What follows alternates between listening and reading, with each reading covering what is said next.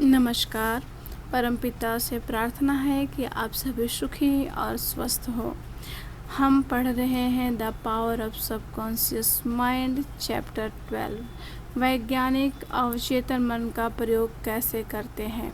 इतिहास के सबसे रचनात्मक वैज्ञानिक अवचेतन मन के सच्चे महत्व को जानते थे।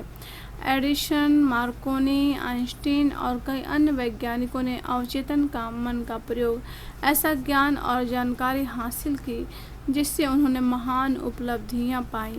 अवचेतन मन का शक्ति को कर्म में बदलने की योग्यता महान वैज्ञानिकों और शोधकर्ताओं की सफलता बहुत महत्वपूर्ण और निर्णायक तथ्य है। इसका एक बहुत अद्भुत उदाहरण मशहूर केमिस्ट फ्रेडरिक वॉन एस्ट्रेडोनिस्ट के जीवन में देखा जा सकता है। वे काफ़ी समय से बेंजीन नामक हाइड्रोकार्बन के रासायनिक सूत्र को समझने के लिए जूझ रहे थे, जिसमें कार्बन और हाइड्रोजन के 6 परमाणु होते हैं। हाइड्रोनिट्स इस समस्या से लगातार परेशान हो रहे थे। उनकी तमाम कोशिशों को नाकाम हो रही थी। जब वे इस गुत्थी को सुलझाने में कामयाब नहीं हुए तो उन्होंने थककर मामले को अपने अवचेतन मन को सौंप दिया। इसके कुछ समय बाद जब वे लंदन की बस में चढ़ने वाले थे तो उनके अवचेतन ने उनके दिमाग में अचानक कौंध प्रस्तुत की। अपने मन में एस्ट्रेटोनिस ने सांप की छवि देखी जो अपनी पूंछ को काट रहा था और गोल गोल घूम रहा था। अवचेतन मन के इस संदेश से वे प्रेरित हो गए और उन्होंने अपनी खोज की दिशा बदल ली। जल्दी ही लंबे समय से चाहा गया जवाब मिल गया, परमाणुओं का गोलाकार संयोजन, जिसे बेंजीन रिंग नाम से जाना जाता है। किस तरह एक मशहूर वैज्ञानिक ने अपने आविष्कार किए। निकोला टेस्ला बहुत विद्युत क्षेत्र में बहुत प्रतिभाशाली पथ प्रदर्शक थे। विज्ञान म्यूजियम में रखे टेस्ला कॉइल बच्चों को हमेशा बहुत पसंद आती थी। यह उनका सिर्फ एक आविष्कार है। आवेशित धातु के इस गोले को जब कोई छूता है तो अस्थैतिक विद्युत उसके बाल खड़े कर देती है। टेस्ला ने प्रसारण ऊर्जा की अवधारणा के भी प्रयोग किए और इस विषय में उनके विचार अब भी क्रांतिकारी समझे जाते हैं। टेस्ला अवचेतन मन की शक्ति पर विश्वास करते थे और उसका इस्तेमाल भी करते थे। जब भी उनके मन में किसी नए आविष्कार या नई शोध दिशा विचार आता था तो वे अपनी कल्पना में इसकी तस्वीर बनाते थे और फिर इसे अवचेतन मन के हवाले कर देते थे। वे जानते थे कि उनका अवचेतन मन इसे सही तरीके से पूरा बना देगा और उनके चेतन मन को वे सारी बातें बता देगा जो इसे साकार करने के लिए ज़रूरी है। हर संभावित सुधार का शांति से मनन करने की वजह से गलतियाँ सुधारने में उनका जरा भी समय बर्बाद नहीं हुआ, क्योंकि गलतियाँ हुई ही नहीं। अपने साथ काम करने वाले तकनीशियनों को भी अपने मस्तिष्क से निकला आदर्श ब्लूप्रिंट प्रोडक्ट देने में सक्षम थे। एक इंटरव्यू में उन्होंने कहा था, मेरा यंत्र हमेशा मेरी कल्पना के अनुरूप ही काम करता है। 20 सालों में इसका एक भी अपवाद नहीं है। किस तरह एक मशहूर प्रकृति वैज्ञानिक ने अपनी समस्या सुलझाई। हार्वर्ड यूनिवर्सिटी के प्रोफेसर लुई अगेसिस 19वीं सदी के सबसे मशहूर अमेरिकी प्रकृति वैज्ञानिक में से एक थे। उन्होंने अपने अवचेतन मन की महान शक्तियों को नींद में महसूस किया। नीचे दिया गया उदाहरण अगेसिस की जीवनी से लिया गया है, जिसे किसी विधवा पत्नी ने लिखा है।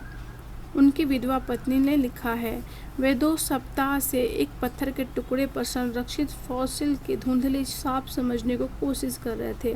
थकने और चकराने के बाद उन्होंने आखिरकार अपना काम एक तरफ रख दिया और उसे अपने दिमाग से निकलने की कोशिश की। इसके ठीक बाद एक आधी रात को जब उनकी नींद खुली तो उन्होंने यकीन किया कि सोते समय उन्होंने उसी मछली को देखा था जिसमें सभी खोए हुए अंग पूरी तरह से दिख रहे थे। लेकिन जब उन्होंने उस छवि को याद करने की कोशिश की तो उन्हें याद नहीं आ रहा। बहरहाल वे सोचकर जार्डिन डेंस प्लेसमेंट में एक बार फिर उसी छाप को देखने गए ताकि शायद उससे उन्हें सपना याद आ जाए। यह कोशिश बेकार हुई। धुंधला रिकॉर्ड पहले जितना अस्पष्ट था। अगली रात को मछली उन्हें दोबारा दिखी, लेकिन परिणाम पहले से ज़्यादा संतोषजनक नहीं थे। पहले की तरह ही जागने पर छवि गायब हो गई। वही अनुभव एक बार फिर दोहराया जाएगा। इस उम्मीद से तीसरी रात को उन्होंने सोने से पहले पेंसिल अपने पलंग के पास एक कागज़ रख लिया।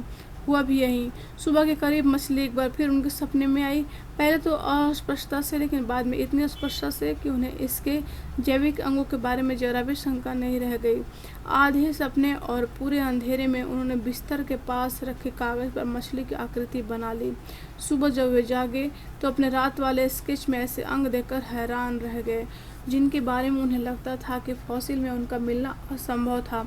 वे जल्दी से जॉर्डन डेस प्लासन के पास गए। स्केच के मार्गदर्शन से उन्होंने पत्थर की सतह को छेनी से छीला जिसके नीचे मछली के बाकी अंग छुपे हुए थे। जब मछली पूरी तरह से बाहर आ गई तो यह उनके सपने और स्केच के अनुरूप निकली तथा वे आसानी से इसका वर्गीकरण कर पाए। किस तरह एक असाधारण डॉक्टर ने डायबिटीज की समस्या सुलझाई।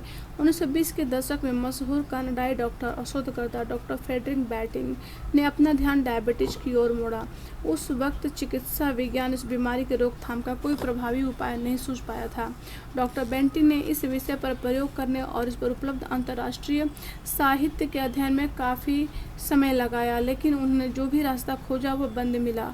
असफल कोशिशों के लंबे दिन के बाद एक रात वे सोने को गए। नींद में अवचेतन मन ने उन्हें निर्देश दिया वे कुत्तों की बिगड़ी हुई पैनक्रिएटिक डक्ट से अवशेष निकाल लें। इस प्रेरणा से वे इंसुलिन की खोज कर पाए जो आज भी असंख्य लोगों की मदद कर रही है। आप ध्यान दें, डॉक्टर बैटिंग काफ़ी समय से चेतन मन से इस समस्या को सुलझाने की कोशिश कर रहे थे। उनके अवचेतन ने इसके अनुरूप प्रतिक्रिया की। इससे यह निष्कर्ष निकलता है कि अवचेतन भी आपको हमेशा रातों रात जवाब मिल जाएगा। हो सकता है जवाब कुछ समय तक ना मिले। हताश ना हो, हर रात सोने से ठीक पहले समस्या अपने अवचेतन मन के हवाले करते रहें जैसा आपने यह काम पहले किया ना किया हो। अगर समाधान मिलने में ज़्यादा देर लगे तो संभव है आप यह सोच रहे हो कि अवचेतन मन को सौंपा गया सवाल इतना बड़ा है कि उसे सुलझाने में लंबा समय लग जाएगा। यह हैरानी की बात नहीं है।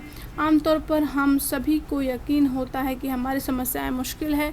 अगर वे मुश्किल नहीं होती तो ये समस्याएं भी नहीं होती। बहरहाल यह सोच गलत है। आपका अवचेतन मन समय और स्थान के बंधन से परे है। यह घोषणा न करे कि जवाब का भविष्य में इंतजार करना पड़ेगा। परिणाम में आस्था रखें। इस पुस्तक को पढ़ते समय अभी विश्वास करें आपकी समस्या का एक जवाब है, एक आदर्श समाधान है। किस तरह एक वैज्ञानिक सोवियत कंसंट्रेशन कैंप से भागा।